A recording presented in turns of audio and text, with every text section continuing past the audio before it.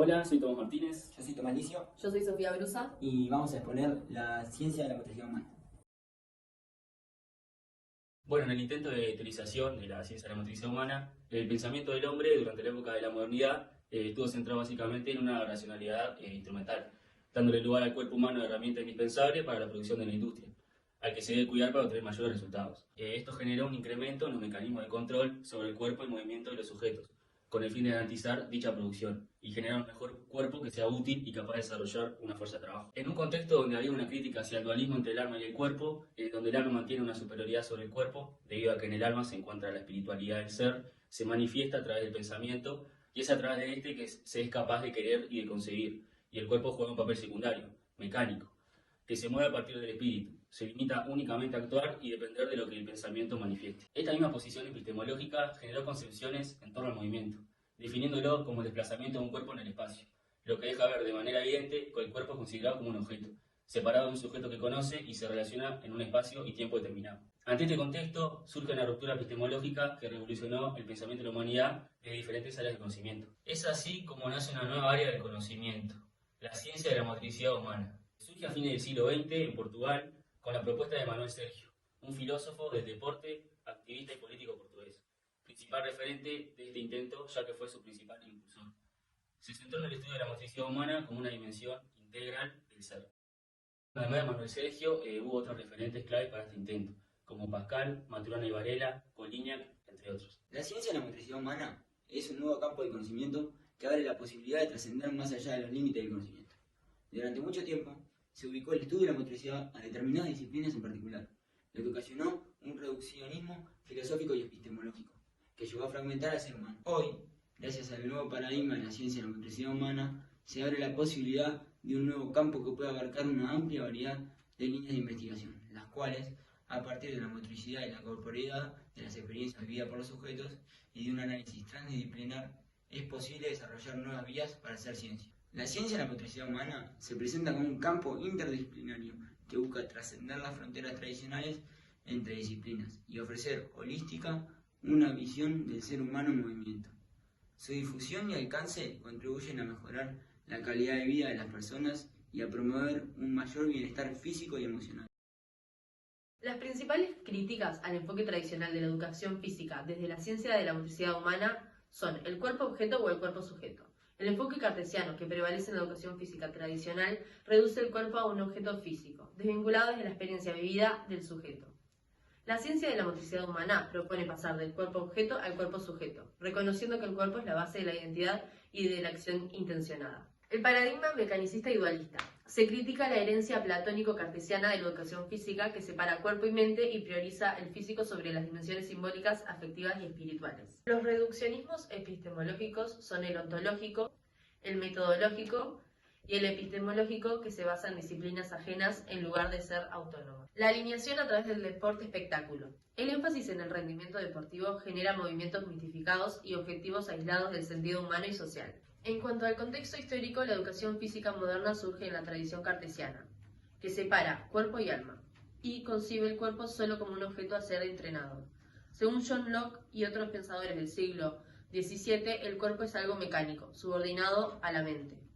¿Qué se critica? El dualismo antropológico, la neutralización del cuerpo y la falta de integralidad. Cuando hablamos de proponer a la ciencia de la motricidad humana como objeto de estudio, nos referimos a que la educación física no abarca todo el campo de acción de sus profesionales, dado que como especialistas de la ciencia de la motricidad humana les corresponde por derecho propio el juego, el deporte, la gimnasia, la danza, el circo, la ergonomía y la rehabilitación, y el entrenamiento que acompaña algunas de estas actividades. En segundo lugar, nos referimos a que la educación motora es la rama pedagógica de la ciencia de la motricidad humana y deberá estar presente en las manifestaciones concretas de la ludomotricidad, de la ergomotricidad y de la ergoludomotricidad. Por último, nos referimos a que la educación física es respetada en la medida en que es superada, es decir, la ciencia de la motricidad humana reconoce que nace de un corte epistemológico en la educación física. Esta área de conocimiento es un proceso continuado y no puntual, asumiendo las características de ciencia emergente, la cual, al contrario del positivismo, no considera que los métodos son neutros, encara los valores. Los métodos hoy desarrollan redes sociales y cuestionan a toda la sociedad. Sin la ciencia de la motricidad humana, la educación física no tendría sentido, y sin la educación física, la ciencia de la motricidad humana no tendría historia. Bueno, continuando, también nos referimos a que la educación física, en cuanto al discurso, es una tradición, una ideología, puesto que, si no se educan físicos, tan solo la expresión es declaradamente errada. Bueno, por otro lado, nos referimos a que la ciencia de la motricidad humana representa una doble ruptura, epistemológica y política, dado que la mudanza del paradigma cartesiano-newtoniano hacia el paradigma emergente debe ser acompañada de una visión global y dialéctica de la sociedad.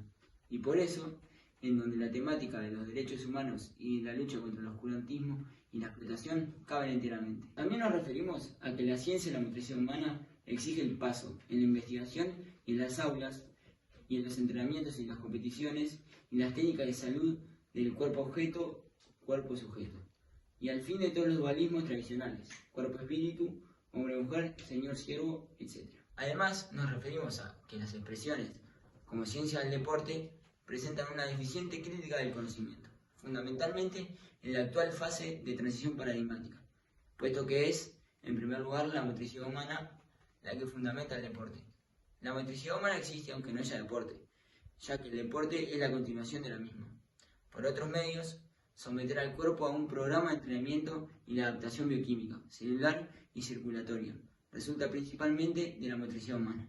Además, no se desconoce que el deporte vive de una paradoja, vive simultáneamente del juego, que es libertad, y de la lógica del rendimiento, con reglas y prácticas inamovibles. La ciencia de la motricidad humana pretende enseñar que la trascendencia es también transgresión en relación a determinadas imposiciones sociales. En donde hay límites, ha de emerger una voluntad para superarlos. La ciencia de la motricidad humana permite a la universidad que se transforme en un espacio en donde el cuerpo se construye, teórica y prácticamente. Se tenga también en cuenta el placer y el deseo. Por otra parte, solo puede haber inter- y transdisciplinariedad, si antes hay disciplinariedad. Y así, como ciencia y conciencia, como exploración limitada de lo posible, la motricidad humana adquiere lugar indiscutible en el cuadro general de las ciencias. Cuando hablamos de la ciencia de la motricidad humana, tenemos que tener en cuenta ciertos conceptos claves, los cuales son la corporeidad, las conductas motoras, las neuromotoras, las perceptivo-motoras, la disciplina, la interdisciplinariedad, la transdisciplinariedad, la ciencia, el campo empírico y la motricidad. Es la que vamos a enfatizar más. La motricidad es la energía para el movimiento centrífugo y centrípeto de la personalización. En otras palabras, es la energía para el movimiento intencional de la superación. La motricidad es entendida como un proceso adaptativo, evolutivo y creativo de un ser práctico. Implica la personalización y humanización del movimiento. Se entiende la motricidad como vivencia de la corporeidad para expresar acciones significativas para el sujeto, que implican un desarrollo ético y político. El ser humano, como sujeto social por naturaleza, necesita de la comunicación para desarrollarse como persona. La comunicación, a través de la expresión de una capacidad social que favorece el desarrollo de la corporeidad. Esta nueva conceptualización hace necesario definir la expresión motriz como aquella manifestación de la motricidad que se realiza con distintos fines y que privilegia no solo los códigos motrices observables, sino las intenciones subjetivas, puestas en juego en el movimiento y materializadas con el contexto sociocultural. La motricidad supone una visión sistémica del hombre, es decir, en términos de relación e integración, la existencia de un ser no especializado y carenciado, abierto al mundo, a los otros y a la trascendencia. El hombre excede infinitamente al hombre, dice Pascal. Ser práctico, que procura encontrar y producir lo que en la complejidad le permite unidad y realización, el hombre es un proceso, precisamente el proceso de sus actos, dice Antonio Gramsci. Y como ser práctico, tiene acceso a una experiencia globalizadora, agente y factor de cultura, proyecto originario de todo sentido, memoria del mundo y ser axiotrópico, que persigue, aprende, crea y realiza valores. En este intento se presenta una relación teórica-práctica. En el ser humano, la teoría nace de la práctica. La teoría acompaña la práctica y con ella dialoga continuamente. La teoría anticipa una nueva práctica. Hay una unidad dialéctica entre estas. La teoría es el contenido de lo que la conciencia no es más de lo que el ser consciente. Marx y Engels, en la ideología alemana, dicen que la motricidad humana, que es energía para el movimiento intencional de la trascendencia, La teoría discurre también de la práctica, dado que no se trata de la actividad abstracta de una conciencia pura, sino que radica en un vivir concreto determinado. Esto no quiere decir que la práctica es anterior a la teoría, sino que la práctica es fundamental en relación a la teoría. La ciencia de la motricidad humana estudia la comprensión y la explicación de las conductas motrices o acciones. Sin ella, la educación física y la actividad física se vuelven en un cúmulo de hechos, en convivencia, desordenados y asistemáticos. Por eso los profesores de educación física son las grandes víctimas de la educación física. Bachelard afirma que el método más adecuado es el saber científico. Debe ser construido en todo momento. Cabe a la teoría un papel insustituible en el sentido de la construcción de un cuadro conceptual, coherente y nítido, que vuelva a referencia a lo largo de toda la investigación. El paradigma es la conducta motriz o acción que se mide por el grado de evidencia patentado. Si el lenguaje y el sentido son los elementos constituyentes de la realidad humana, lo que se busca es la evidencia del sentido y el dispositivo metodológico esencial es el diálogo. Diálogo entre individuos. Diálogo interpretado e intérprete. El otro intento de teorización que vamos a introducir es la cultura corporal del movimiento. El final del siglo XIX y el inicio del siglo XX marcan el comienzo de un proceso de afirmación del fenómeno deportivo como una señal de la modernización de la sociedad brasileña. Dado que, impulsado por los desarrollos concomitantes de los medios de comunicación de masas, industrialización y la urbanización de la sociedad, el deporte, particularmente a partir de los años 40 y 50, se consolida como la manifestación hegemónica de la cultura corporal del movimiento, lo cual significa que era la modalidad de práctica corporal más presente en la vida cotidiana de las personas. En el ámbito de la escuela, el deporte crezca paulatinamente en importancia a partir de este momento, al punto de tomarse en la década del 60 y el 70 casi la única manifestación de cultura corporal del movimiento presente en las clases de educación física. Estas prácticas corporales son parte de las manifestaciones culturales de los diferentes grupos sociales. Se mudan de acuerdo a las características de los contextos sociales en las que se insertan. Cumplen funciones sociales, ya que los grupos han creado, conservado, transmitido, transformado y resignado ese tipo de prácticas. Son también un conjunto de prácticas históricamente construidas con compromiso, esencialmente motor, realizadas fuera de las obligaciones laborales, domésticas, higiénicas y religiosas, realizadas con propósitos específicos y no instrumentales. Bueno, en cuanto a las similitudes y diferencias entre ambos intentos de teorización, la principal relación es su rechazo a la idea del cuerpo como máquina y promueven una comprensión del sujeto en movimiento como totalidad. Las manifestaciones de la cultura corporal de movimiento significan históricamente la corporeidad y la movimentalidad. Son expresiones concretas, históricas, modos de vivir, de experienciar, de entender el cuerpo, el movimiento y nuestras relaciones con el contexto. Nosotros construimos, conformamos, confirmamos y reformamos sentidos y significados en las prácticas corporales. Como mencionamos anteriormente, la motricidad humana fundamenta el deporte. Es decir, esta existe aunque no haya deporte. El deporte es la continuación de la motricidad humana por otros medios. La cultura corporal del movimiento no parte de una esencia humana universal, sino de una construcción histórica y social. Las prácticas corporales se perciben como construcciones históricas y por lo tanto no como producto del orden natural, con sentidos y significados advenidos de los diferentes contextos en donde fueron construidos por el hombre. Se da como ejemplo que la carrera propia del atletismo no es una manifestación solamente biológica del cuerpo, sino una construcción histórica con un determinado significado social. Estas cuestiones pasan entonces a ser también objeto de nuestras clases.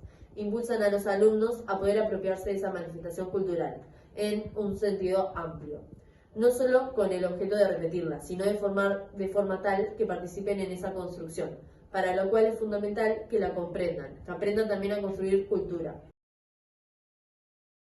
Ambos intentos definen la educación física como una práctica pedagógica.